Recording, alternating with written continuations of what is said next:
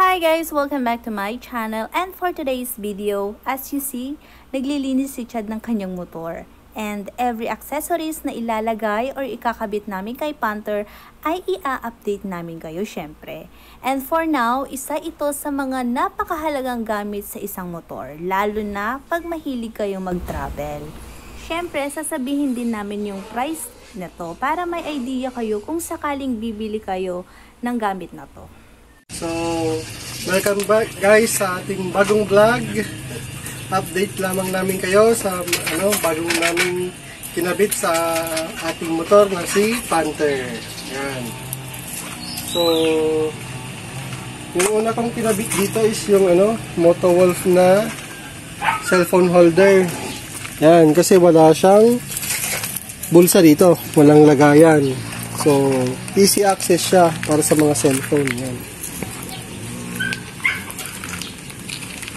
Adjustable siya guys. Ayan. So,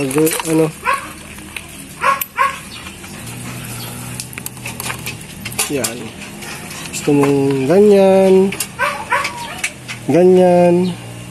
Sa akin kasi ganyan. Mababa lang. Ayan. Then, yung susunod naman natin is alam natin ang Sniper 150 ay walang storage. So, kailangan natin ng top box. Yan. Yung TUF na brand. Premium aluminum na top box. Sa loob naman, meron siyang mga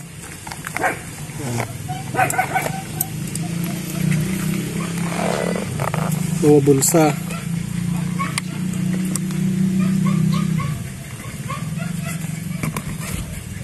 Tapos meron siyang strap para hindi masyadong maano.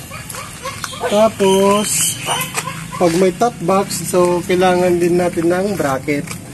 So guys, yung bracket para sa Sniper 150.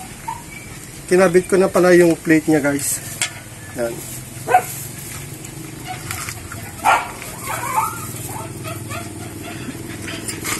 So susunod, try natin siyang ikabit. Tanggalin muna natin ito.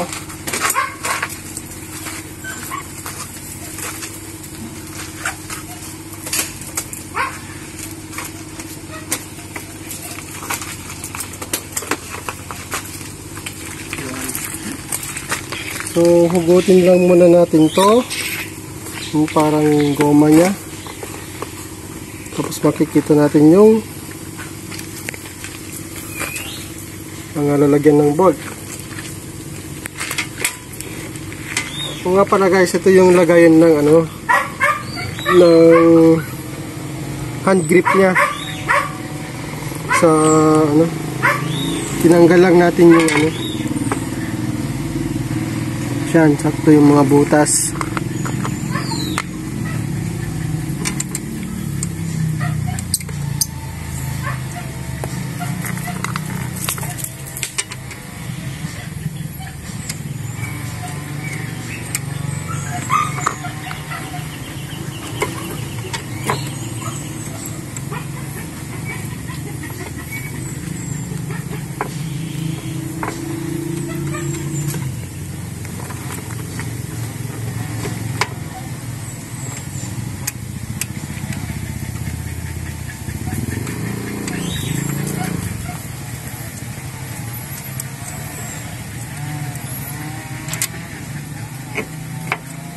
Yan. Tapos higpitan na natin.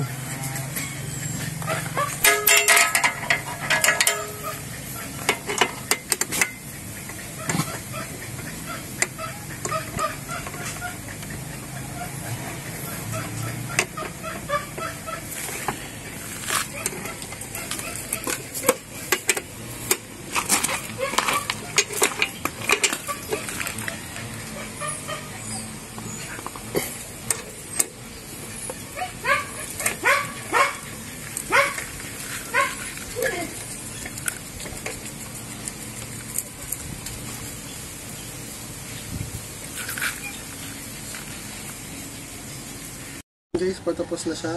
Kaya kabit na natin yung kanyang bracket. Higpitan lang natin siya. Pero wag masyadong mahigpit, baka maputol yung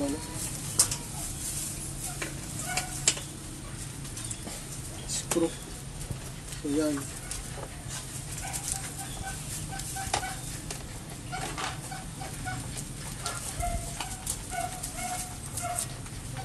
So matibay na siya.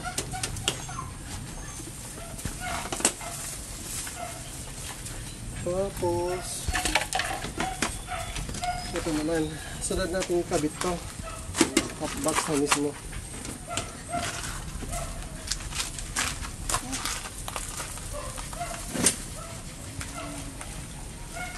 So yan, may 4 siyang lock dito.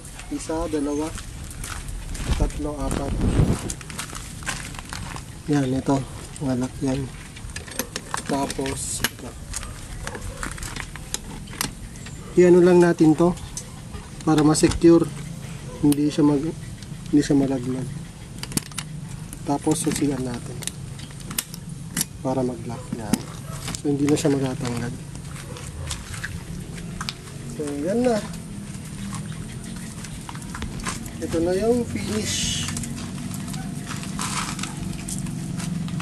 Bale, ang nagastos ko ay malalaman. Bali dito, nasa 400 to 500 siya. Ito. Yung cellphone holder. Motowolf kasi matibay. Ito naman, nagre-range siya ng 4.5 hanggang 4.7. Ito. Ilang liters ang kasya dyan? Ilang liters yan? 45? 45 yata. 35 to 45 liters to. Parehas din sa top box ko dati. Tapos, yung bracket natin nasa 700 pesos.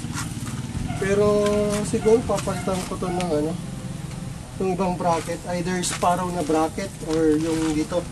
Nilalagay sa frame. So, yun lang guys. Update namin kayo sa mga bagong ikakabit natin dito sa motor natin si Panther. Yun. Bye-bye!